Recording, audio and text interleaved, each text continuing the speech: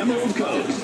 And we are just that this morning. I hope you're doing well this beautiful Saturday morning. Don't know what to do? Let me tell you what to do. Come over here to the Navarre High School. It's the Health and Business Expo 2013. Of course, it's showcasing the heartbeat of Navarre. Come on out here. Something for everyone out here. And, there's food, there's drink, there's fun things, there's coffee for you.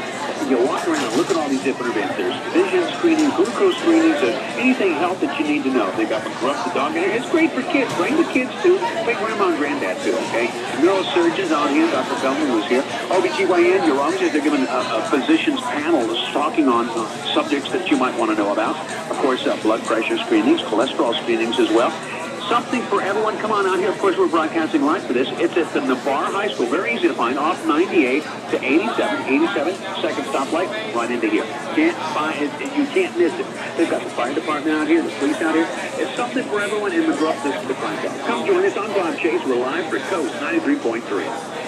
Coast 93.3 is kicking